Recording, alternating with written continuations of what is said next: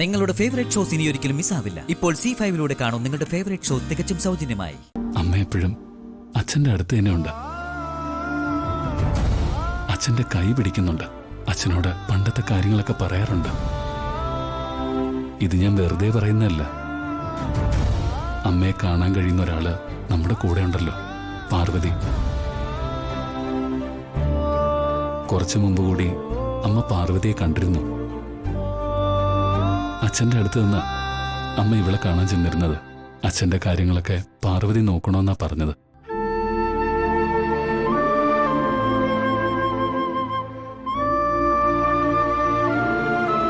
അച്ഛൻ ആരെയും നോക്കുന്നേ? അമ്മയാണോ? ഇപ്പൊ ഇവിടെയില്ല. എന്റെ അടുത്ത് വന്നിട്ടാ പോയത്. വിശാൽ സാറ് പറഞ്ഞതൊക്കെ സത്യം. അച്ഛനെ പഴയതുപോലെ എഴുന്നേപ്പിച്ച് നടത്താന്ന് ഞാൻ പറഞ്ഞപ്പോ അമ്മയുടെ സന്തോഷം ഒന്ന് കാണേണ്ടതായിരുന്നു. ഇനി എന്റെ ലക്ഷ്യം അതാ, അച്ഛനെ എഴുന്നേപ്പിച്ച് നടത്തണം. അത് സംഭവിച്ചിരിക്കും. പാർവതി ഒറ്റയ്ക്കല്ല കേട്ടോ, പാർവതിയുടെ കൂടെ ഞാനും ഉണ്ടാവും.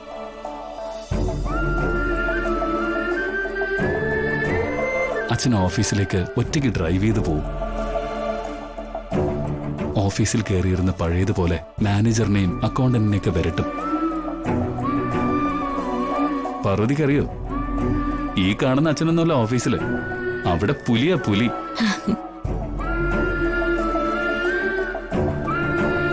അച്ഛന്റെ തലവെട്ടം കണ്ടാലേ അവിടെ ആരും ശ്വാസം പോലും വിടില്ല.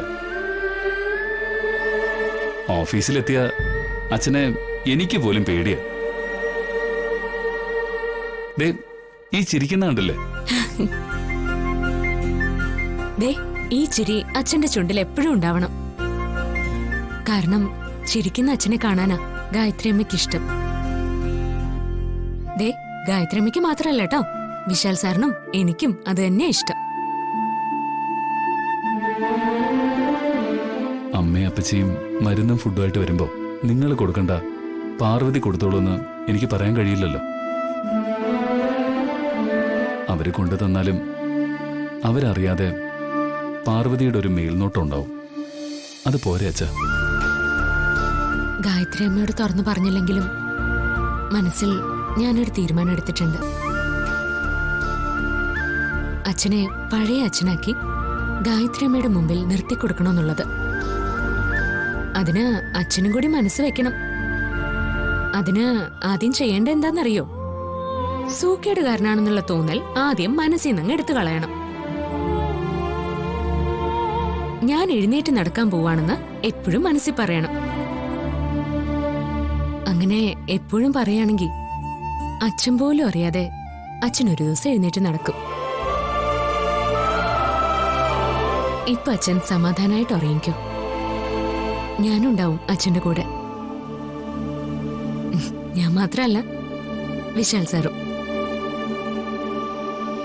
അച്ഛൻ ഉറങ്ങിക്കോ.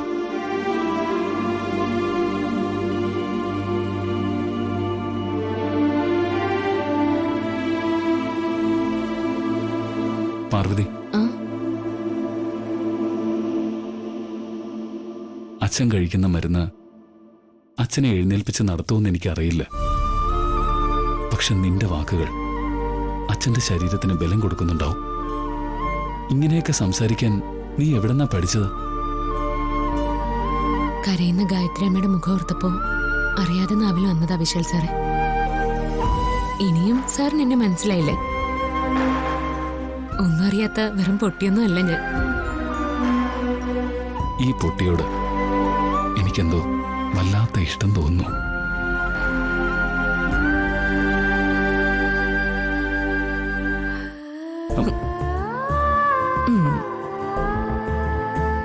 എനിക്ക് അടുക്കളയിൽ കുറച്ച് ജോലിയുണ്ട്.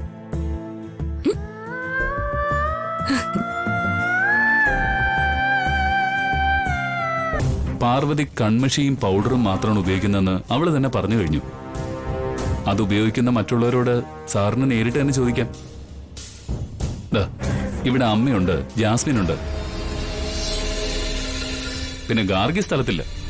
വ്ളോഗർ ആയതുകൊണ്ട് അവൾക്ക് അത് അത്യാവശ്യം. പക്ഷേ എന്നെ കൊല്ലാൻ ഗാർഗി ശ്രമിക്കുമെന്ന് ശത്രുക്കൾ പോലും വിശ്വസിക്കില്ല. വിശാലിനെ ആരെങ്കിലും സംശയമുണ്ടോ? എനിക്ക് ആരെയും സംശയമില്ല. സംശയിക്കേണ്ടത് സാറല്ലേ. ഇനിയിപ്പോ സാറിന് സംശയം തോന്നുന്നവരെ സാറ് ചോദ്യം ചെയ്തു. അപ്പോ പ്രഭാവതി എങ്ങനെ മേക്കപ്പ് ചെയ്ത് അണിഞ്ഞൊരുങ്ങി നിൽക്കണമെന്നുള്ള നിർബന്ധ ബുദ്ധിയുള്ള കൂട്ടത്തിലാണെന്ന് തോന്നുന്നു. അതെ, അതിലൊരു തർക്കവുമില്ല. എന്നെയാണോ സാറിന് സംശയം? ദേ, എന്റെ മകനെ കൊല്ലാൻ ഞാൻ ശ്രമിക്കുമെന്ന് സാറിന് ഉത്തമ ബോധ്യം വന്ന എന്നെ അറസ്റ്റ് ചെയ്തോളൂ. ഇനി ചോദിക്കാനുള്ളത് ജാസ്മിനോടാണ്. ജാസ്മിൻ, ഇനി അവശേഷിക്കുന്നത് ഞാൻ മാത്രമാണല്ലോ. ഞാൻ മേക്കപ്പ് ഉപയോഗിക്കാറുണ്ട്, ആവശ്യത്തിനും അനാവശ്യത്തിനും ഒക്കെ ഉപയോഗിക്കാറുണ്ട്. ഇങ്ങനെ ചോദ്യം ചെയ്യാതെ സാറ് തെളിവുകളെ ഹാജരാക്കണം. എന്തായാലും ഞാൻ വിവാഹം കഴിക്കാൻ പോകുന്ന ആളിനെ ഞാൻ കൊല്ലുന്നത് എന്തിനാ? മാത്രമല്ല, എന്റെ മേക്കപ്പ് മെറ്റീരിയൽസ് ഞാൻ ലോക്കറിലൊന്നും വെക്കാറില്ല. ആർക്ക് വേണമെങ്കിലും അത് ദുരുപയോഗം ചെയ്യാം. എന്നെ കൊടുക്കാൻ മനഃപൂർവ്വം അത് ആരെങ്കിലും എടുത്തതാണെങ്കിലോ? കറക്റ്റ്. അതാരാണെന്ന് കണ്ടെത്തി കഴിഞ്ഞാൽ ഞാൻ വീണ്ടും ഇവിടെ വരും, കയ്യിലണിയിക്കാനുള്ള വിലങ്ങുമായി. അപ്പോൾ ഇനിയും കാണാം. സർ ഇരിക്കൂ, ഞാൻ ചായ എടുക്കാം. വേണ്ട, സൽക്കാരം സ്വീകരിക്കാനായി ഞാൻ വേറൊരു ദിവസം വരാം.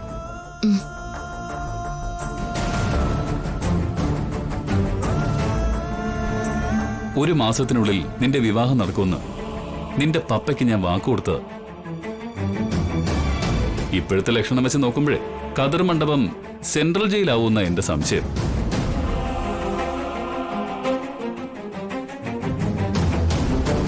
വിശാൽ, കുറ്റവാളി ജാസ്മിൻ ആണെന്നാണോ നിന്റെ സംശയം? അത് തീരുമാനിക്കേണ്ടയാൾ അന്വേഷണം നടത്തുന്ന ഓഫീസറല്ലേ. സ്വർണ്ണക്കുടം കൊണ്ട് മൂടി വെച്ചാലും സത്യം ഒരു നാൾ പുറത്തു വരിക തന്നെ ചെയ്യും. അതുവരെ നമുക്ക് കാത്തിരിക്കാം.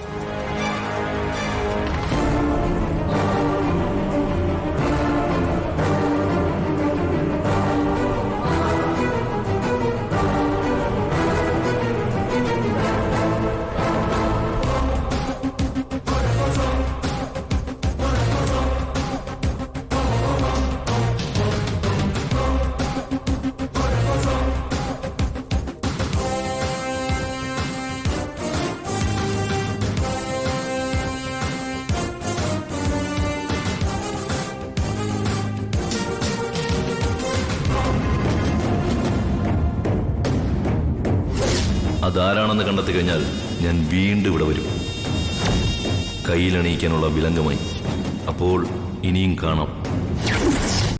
ഡൗൺലോഡ് ചെയ്യൂ C5 ആപ്പ്. കാണൂ എല്ലാ എപ്പിസോഡുകളും സൗജന്യമായി.